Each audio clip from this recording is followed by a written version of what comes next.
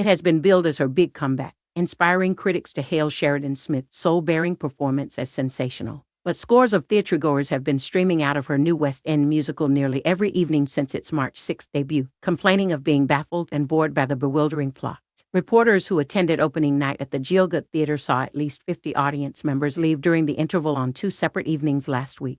Staff at the theater confirmed it was a regular occurrence. And while some critics have praised the avant-garde show as extraordinary, dozens of nonplussed ticket holders have been voting with their feet and walking out midway through, or even before the interval. Among those heading for an early exit last week was Helen, 59, an admin worker for the NHS, who went with a friend. She said, "I didn't have a clue what was going on. It's not Sheridan, she's a great actress, but I was falling asleep." Regular theatregoers Jeremy, 50, and wife Sally, 54, also left during the interval. He said, "We didn't understand what was going on in the first half. The storyline was weak and indulgent." Another leaving early was Annie McCabe, 64, who went to the show with her husband. "It was too wacky for me," she said. "I loved Sheridan Smith, but I didn't know where it was going, and it was all very disjointed and chaotic."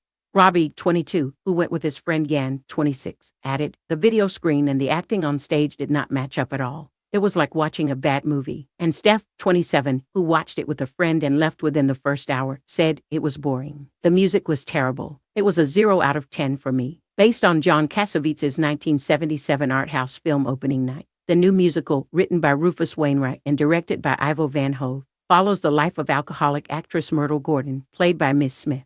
Myrtle's behavior spirals out of control after the death of her young fan Nancy, played by unorthodox actress Shira Ha. And Myrtle battles her inner demons while rehearsing for the debut of her new Broadway show. The performance of Ms. Smith, who has been vocal about her own battles with depression, anxiety, and addiction, has resulted in rave reviews for the actress. In one of the final scenes, filmed and relayed to the audience inside, Ms. Smith exits the theater via the rear stage door and drunkenly crawls along the streets of Soho. But inside the theater, it was clear that several seats had been vacated long before the final curtain fell. At one point during the production, a live image of the theater's audience was displayed on an enormous projector screen over the stage, revealing rows of abandoned seats. One theater steward, who declined to be named, said, "I had to show 2 women out halfway through the second half because they said they needed the toilet, but they didn't come back."